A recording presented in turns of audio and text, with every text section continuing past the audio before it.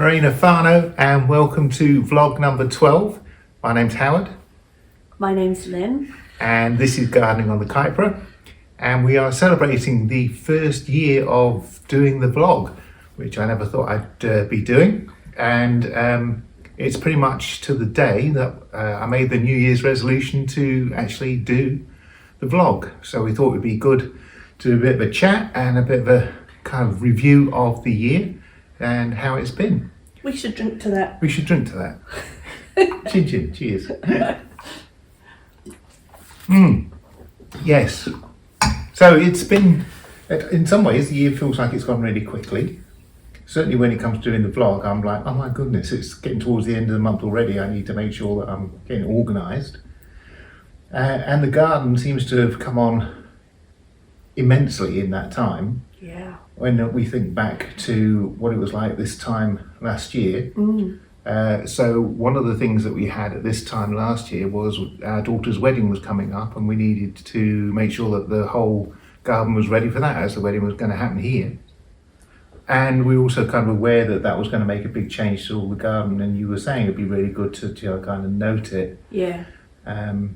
Which kind of was the spur to actually start doing the vlogs. Yeah, that's a diary for us. Yeah, and it still very much feels that way, that Yeah. it's lovely that lots of people are now watching the vlog, but actually it's still very much for our benefit in terms of being able to watch the progress of the garden. Yeah, I think it's really good to reflect on that actually, you know, the first few months that we're here, we were only focused on the wedding, but actually we've been in the house 18 months. It was an absolute building site, and the gravel and the hardcore all around the house. You can't just come in and plant a garden. It's all been a lot of work to get to the point where we're at, so good job. And we seem to, well, I don't know about you, but I quickly forget the things that we've done. I don't know whether that's because I'm still seeing all the jobs list of things to do. I think there's always more to do, lots to do. That's what's surprised me more than anything. There's always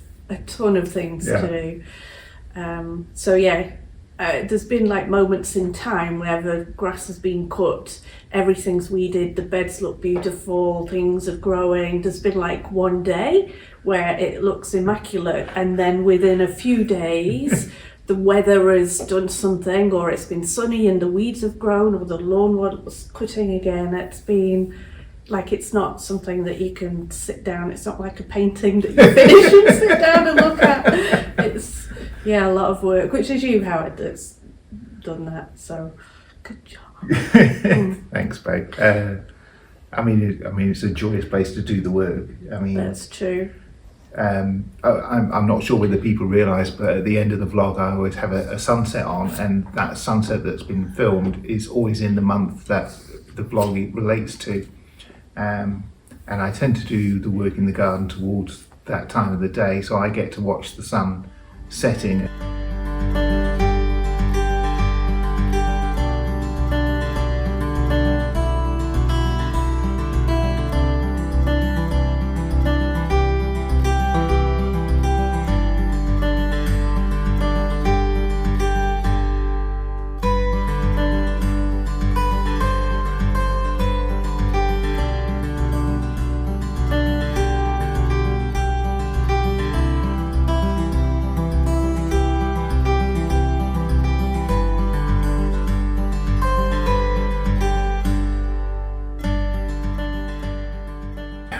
Okay, so we've been asked a few things from people that watch the vlog, and the first one is, sorry, these are all my answers. The questions are over there. So the first thing is actually nothing about the gardening at all. I feel quite hurt. It's about the chickens. Yes. So you're the main chicken whisperer in the house. Yes. And we've had them for 6 months, so probably a good time to do a bit of a review of the chickens. So we kind of always planned to get chickens. We have had chickens before in previous properties. This is our third time having chickens, so we're not totally new to it. But we did quite a lot of research before, and we've both been really happy with the setup that we got. So we paid a lot of money for the egg loo omelette, large coop, which is kind of the chicken's bedroom, which is really safe. It's warm in the winter. Let my cat in. It's cool in the summer, and because it's plastic, it's less likely to attract bugs and mites. Really easy to keep clean, and the chickens love it. So that was worth the money. It was a huge investment. These chickens owe us a lot of eggs to pay for that, but it's a good investment. Then we got kind of an outer, I don't know what it's like, an outdoor dog kennel or a chicken run that's got a roof on it. So that's been really good as well, because we've got a cover on the roof of that. So if it's very hot or very windy, they can be outside, they're protected. And then we got a couple of portable fences, which you can wire up and make them electric. We haven't bothered to do that, but we've just kind of, with those three areas, the portable fences, the covered run, and then the coop, they've got a really nice area. They're contained. We don't want them eating the vegetables that we're trying really hard to grow, so they're not free range, but they have a really nice space, and they're looking really happy and really healthy. Research about chickens, they can recognise up to 100 different faces, but they sure as hell recognise me and Howard when we go down and we're feeding them or whatever we're doing. And it's been so nice to get fresh eggs every day. We've pretty much eaten as many as the chickens give us, but the odd surplus we have, which we pass to friends and neighbours, has been really, really, really good. Very happy with that. Certainly from my perspective, because I clean the chicken coop out each week. Come here, baby. And it's the easiest thing to do. It's not a chore at all. Yeah. It's very quick to do, and why would you do that? Yeah, so cleaning the chicken coop is particularly good and quick, and with the hose on the jet, it cleans off really, really well. So I think, even though it was a lot of money, I think it was a great investment, because I don't think it's going to lose a lot of money if we ever come to sell it. No, you can't get them second hand. We would have bought one ourselves. Yeah. People hold on to People them. hold on to them. So I think it was definitely worth getting. Yeah. I know we spent a long time considering it. So have there been any things about the chickens that have not gone so well, or not gone to plan, or you do differently? Not really. I mean, we had the one with a poorly leg. So she came out of the coop and was in a contained space in a dog crate in the garage for 3 weeks while her leg healed. And then when we reintegrated her, we had to do that really slowly because her sisters didn't like her anymore. But we managed to do that, actually. She's reintegrated, they're eating together, sleeping together, they're back to being a flock of 6. So I think that's a credit to us, and that there was nothing we could do about that. We couldn't stop her getting a poorly foot. No, I wouldn't do anything differently. I'm happy with the setup that we have. I think it's really good that we have that covered coop, just kind of to give some protection from the elements, the sun and the rain. So no, we're happy with them. Any thoughts on integrating the chickens with the ninja kitten? No, they're not friends. They're not friends at all. That is not a blended family, is it? You have some sibling rivalry right there. Yeah, let's not go there.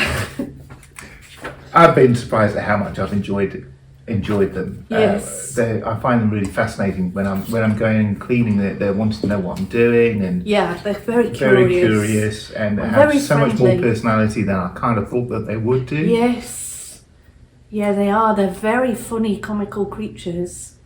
Yeah. And when they're following you back down, when they've got out and you're leading them down as mother hen, that's very funny to watch. They are funny. Yeah, very fun. Okay, so that's the chickens. Yes. So let's move on to the veggie garden, and the garden in particular. So for you, can you think of maybe 3 highlights over the year that kind of particularly stick out for you, that kind of got like the thing that's kind of made it for you this year? Yes. I know you're asking me about what have you grown that's been the best success, but actually I think getting the polytunnel in was really good. That was a great big space, infrastructure, because there was a lot of planning and talking, and researching, the chickens. We talked about it for months and months and months before we spent, because these are large amounts of money. Same with the polytunnel. And then the shed, we'd spent a long time, what kind of shed, where did we want it, how big, because these are huge amounts of money. And so yeah, I would say the polytunnel and the shed, those are big infrastructure things. The third best thing out of the garden... Oh, you counted the polytunnel and shed as two things, are you? Yeah. Okay. There's one, the polytunnel. Yeah. Number two, the shed. Yeah. The third best thing for the garden has to be the black manly trunk you got for Christmas. Which was a great gift.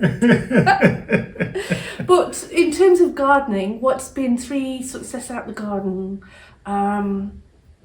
The chickens having eggs every day. I would say the courgettes. We've only really the last year, even in our adult lives, eaten courgettes, but we seem to want them for all our meals, and they're delicious. How Howard's been cooking them, and we seem to have a new one every 2 days, so that's been amazing. And at the start of the summer we had cucumber and tomato and lettuce, so a full garden salad with every single meal coming out the garden, so that was fantastic as well. It's quite hard to remember over the whole year what's been grown. We're just watching the cat who's inspecting the box that the camera's on. Yeah. And that's We why just you've got wait the- for it all to fall over.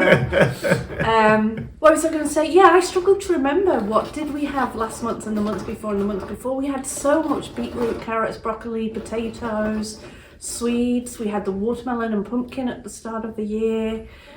We've got all those broad beans and all those French beans, all processed and living in the new deep freezer. Oh, that should have been the third thing for the garden. We've got a big chest freezer. So everything that's grown is chopped and looked after in there. I think the courgettes, probably. I noticed I went out today, there's another one that needs eating. Yeah. That's been so good. That's great. We've got a few crossovers actually. Yeah. I cheated and I put infrastructure as one. Oh. So the polytunnel and the shed and the beds, getting all the extra beds in. Yeah. And so there's so much more growing space there now, and everything's...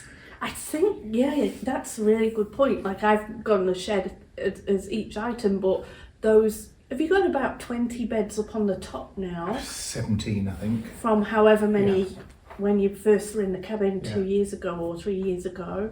Yeah, that's huge. So that puts the courgette into insignificance, doesn't it? There's so much. There was an awful lot of work in getting all that stuff done over the winter and into the spring. Yeah. But now that it's done, yeah, I'm really pleased that we've got those things. Because you rearranged them as well, didn't you?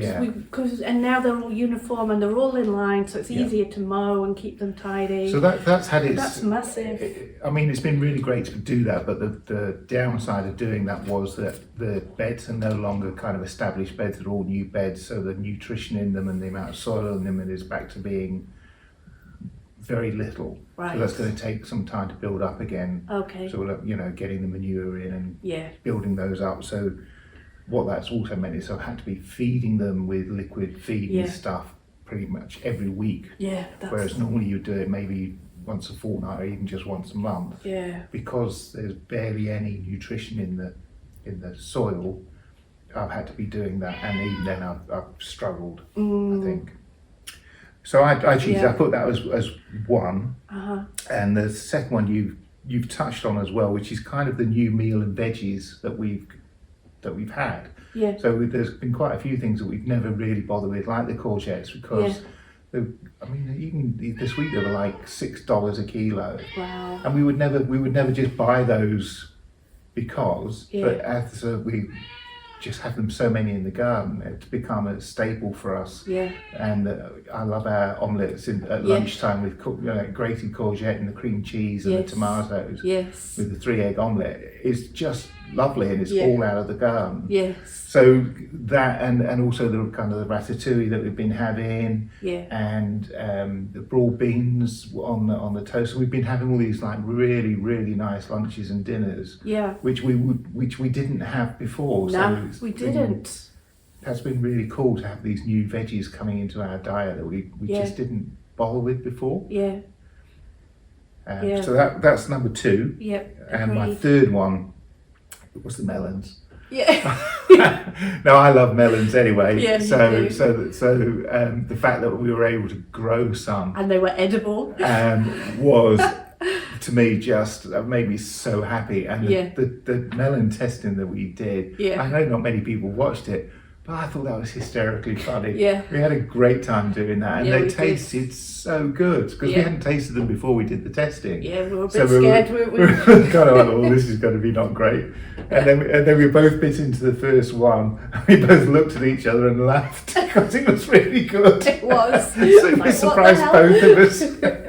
Yeah. Oh, funny. So that to me was like one of the real highlights of the year, I think. Just growing something that seemed so exotic that I'd never thought I'd be able to grow, and that it actually worked. So that was really, really cool. Yeah. So those are my kind of 3 highlights, I think. Chickens accepted and daughter's wedding accepted and things like that. Yeah. Oh, good. Okay, so failures. Failures. I'm not sure if you are aware of all the failures or not, but for me, the wind here constantly thwarts my efforts. Yeah. So the tomato frames have been down again, so that's 4 times now that they've come down. The wind seems to blow the leaves off half the stuff. The beans have been completely stripped bare.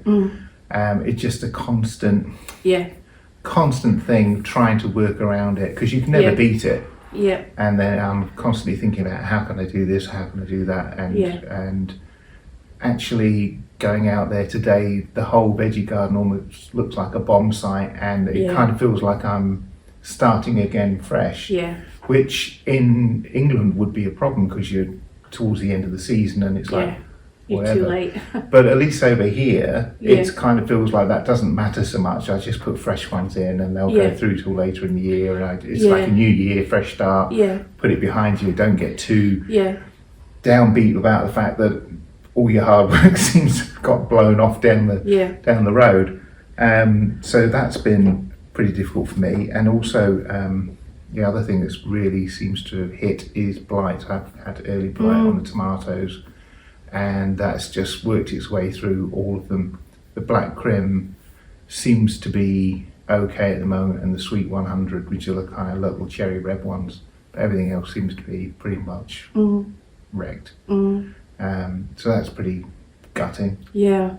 But at the same time, we've already had a lot of tomatoes. Yeah. So I can't complain, even if we don't get another tomato. I can't say, oh, we had no tomatoes. We've had so many.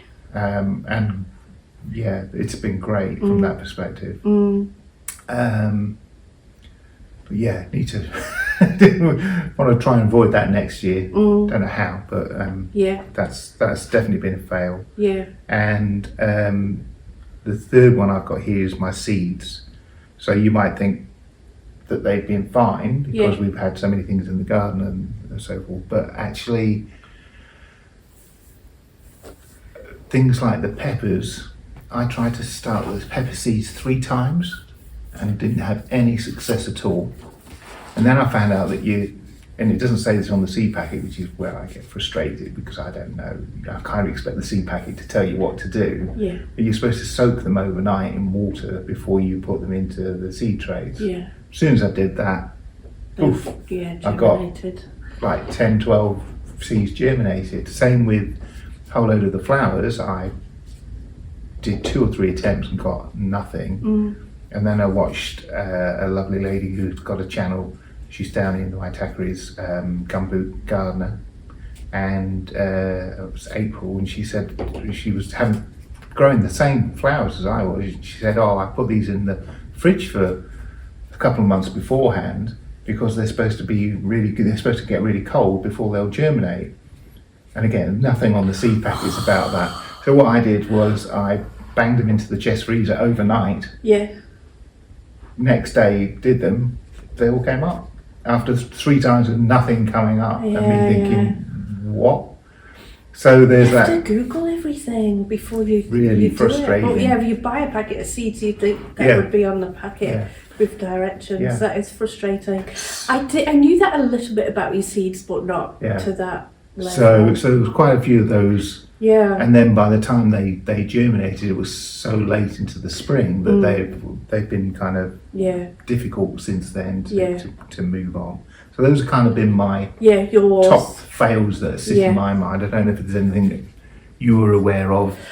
No, well, the same, not to the same extent, but yes. And I went out this morning in the garden, and you're right, it looks like a cyclone's been through it because we've had such windy weather again. But even like you said, I agree, if we pull up all the tomatoes this weekend and that's the end of it, we have had such a good crop. Such a good crop of tomatoes. We've done really, really well.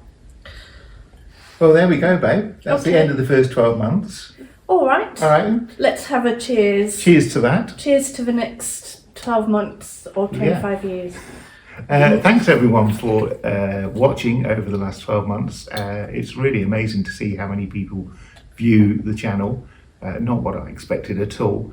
So thank you very much for sparing your time to watch us do these foolish things around the place. We want to wish you all the best in 2025. Thank you for your time. Take care, Harry Ra, and we'll see you next time. Bye-bye. Merry Christmas.